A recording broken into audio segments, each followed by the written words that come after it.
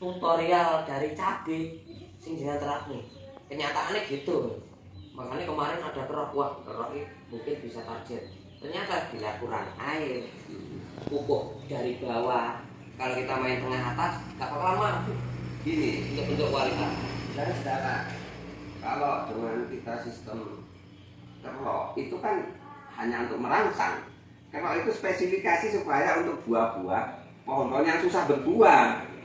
Tidak bisa untuk pemberian nutrisi, itu salah. Itu spesifikasi kerok. Tapi kenyataannya kita bisa kerja target di situ. Kenyataannya ini loh. Ya karena kan otomatis dirasa berbuah yang tadinya nggak berbuah. Masalahnya ini, kerok itu akan mampu merangsang dengan cepat kalau di bawah itu. Berarti sampai mau menggunakan panduan cabai untuk pokat. Iya. Malah Tapi bagus. dengan justru itu target saya. Dari dulu saya belum pernah pakai kimia itu. Pokoknya dimes lah. Kenyataan berbuah setelah itu kalau apokat biasanya kan apa? Selain stagnan dia akan apa ya? Nggak berbuah untuk musim berikutnya. Iya. Karena pemulihan. Dipaksa berbuah pun pasti rusak. Pohon mati. Itu apokat. Terus yang saya temuin itu apokat sama pohon-pohon yang jenis tahunan yang lain. Apokat itu kambium sedikit sangat efektif.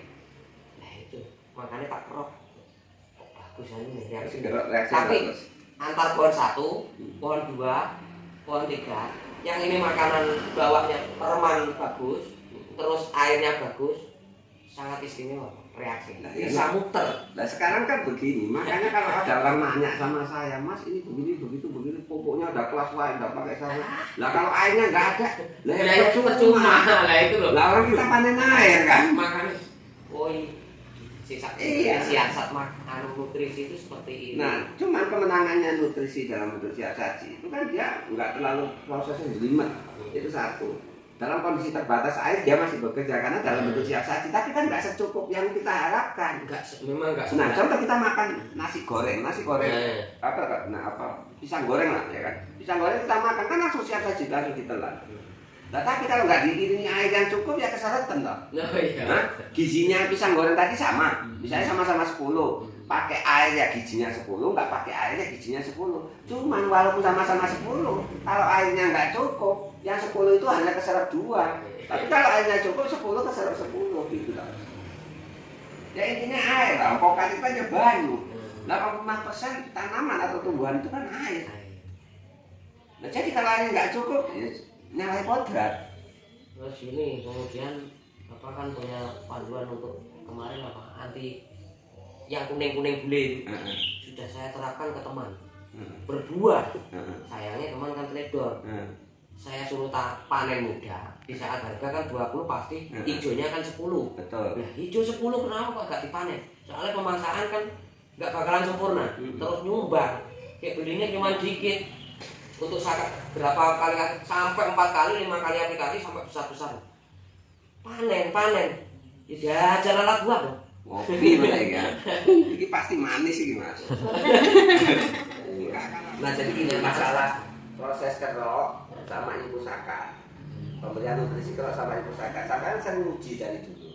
Tapi pakai nutrisi lain. Tapi kenapa yang pakai lain itu tidak punya respon? Ya sebenarnya ada, cuman nggak semaksimal. Tadi sudah saya jelaskan di grup sama di WA, tak kirim tadi voice note.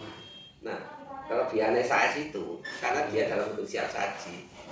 Nah, dia langsung masuk, kalau diimpus atau dikerok langsung masuk jaringan tanaman, poin, ya kan, pembuluh. Nah, kalau dia dalam bentuk celate, siap serap, atau dalam bentuk tersedia, justru mateni tanduran, Mas.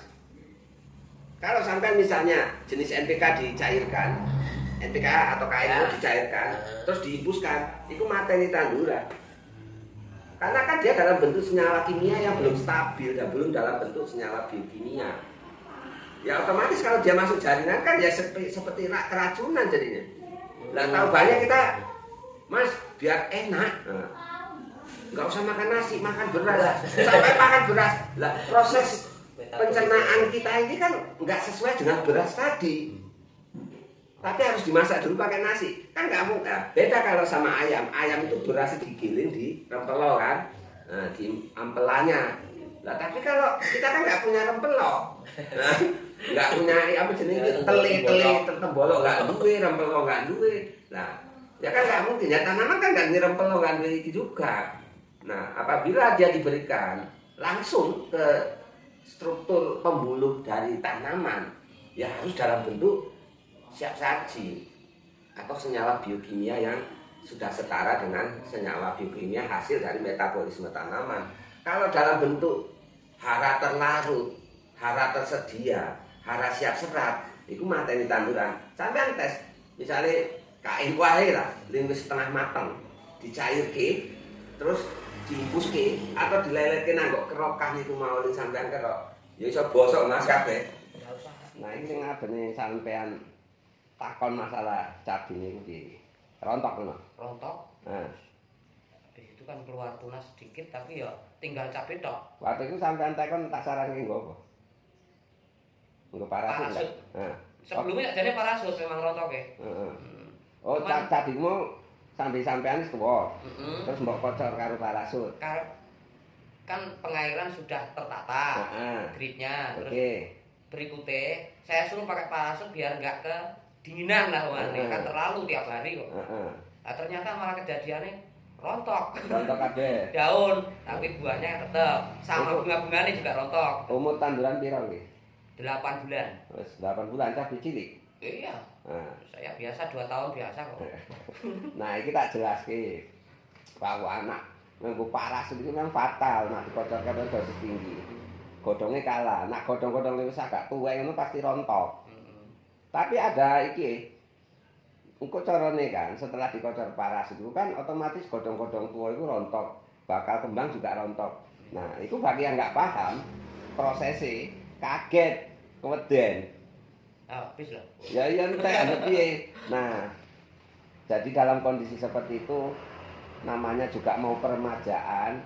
Ya yang namanya peremajaan yang tua harus dilaki ngono loh. Ya artinya dikocor parasut sesuai panduan saya itu atau saran saya itu supaya satu menetralisir pH, ya kan meningkatkan mendongkrak pH. Yang kedua, otomatis itu mensterilisasi sekitar perakaran saka patogen jamur. Yang ketiga, ya seleksi alam, eliminasi terus godhong-godhong wis enggak kuat wis tuwek, iku digogrokke kabeh. Ya jadi kaya trek ngono kan. Gogrok daunnya kabeh. Iku pasti kaget. Nah, setelah gogrok godhonge kabeh baru diremajakan ke salmar. Seko tambah hijau siti. Apa nggo japa 01. Engko akan ya. Nah, besar kan gede iki enggak iso. Nah, jadi nek wis gogrok kabeh godhong tuweke, ya kan otomatis godhong tuwek mau kan wis enggak berfungsi kok. Ya nek dipertahanke ku godhong tuwek terus kapan rubusi, Mas? Iya. Hah? Tanduran iki mau kan nek dhewe beban godhong tuwek, otomatis dia enggak dirasa terpaksa untuk memunculkan trubus atau tunas baru. Lah nek godhong tuwek digogroke terus kita semprot salmar karo japa 01 atau karo bijos, ya otomatis trubus. Nah, tapi selama godhong tuwek iki nyantel ora bakal trubus. Kuinya. Nah, tapi saya kan suruh cok meneh kan. Ya. Harusnya pada waktu itu setelah dikocor parasut, beda seminggu kocor topek SAS karo pupuk mbok KNO atau NPK. Kok nek tak omong dikocor karo Jobstar kan terlalu mahal. Nah, iku seminggu interval setelah dikocor parasut iku gunake topek SAS pendingin. Karo entah pupuk NPK atau apalah ngono. Wis dhuwur semprot salmar karo bijos atau salmar karo japa 01 iku iso. Lah langsung terubus. Karena apa beban ling tuwek iku wis enggak eneng. Nah, sampean dhewe lah misale nang omah iki enek wong tuwa sampean nah iki ejeke ngono paribasane. Ya, walaupun itu rasa pengabdian kita, tapi kan jadi beban. Lah nek kita ngurusi wong tuwek satu, penghasilan kita juga otomatis kesedot untuk ngurusi wong tua.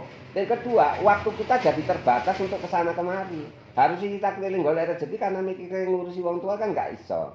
Lah coba mohon maaf ya nek misale wong tua yang kita urusi iki mau jompo iki meninggal, nah iku ora dolan-dolane plong. Betul? Wis ngono rezekine mone 5 juta ya enggak terlalu pelong.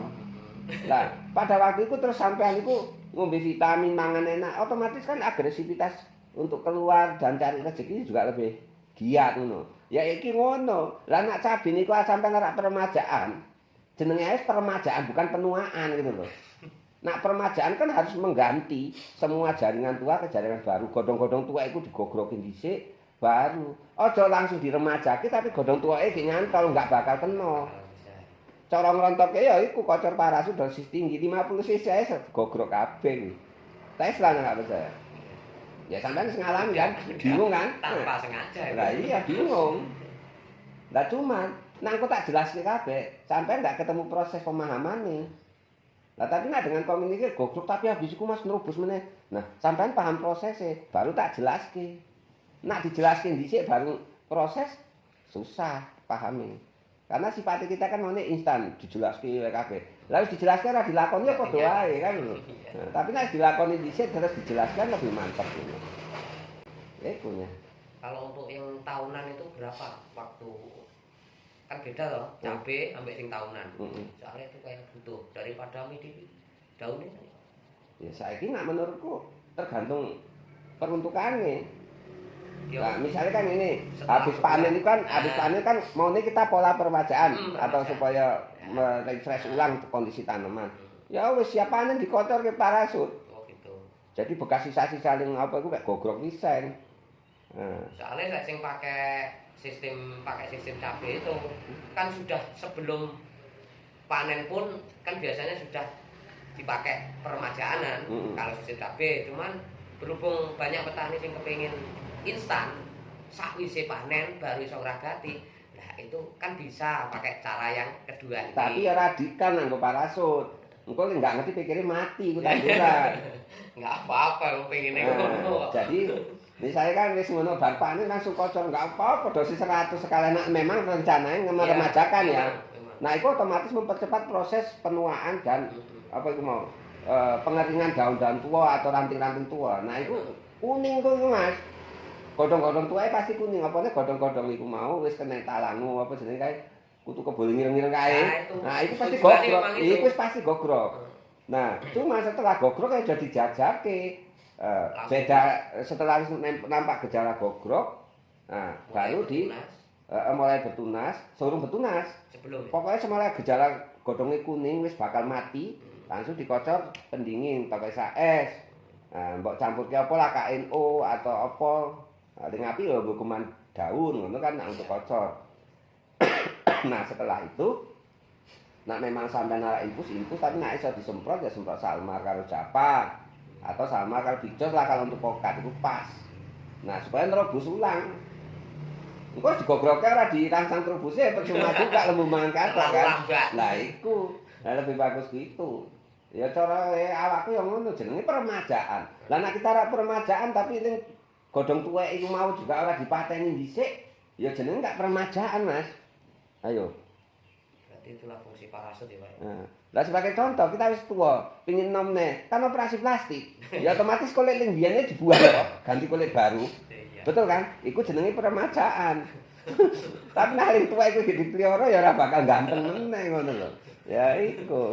Tanduran saya prinsip kerjanya kan padha ae kita hanya secara paribasan menjelaskan itu kan enggak senjelimet kuwi seharusnya.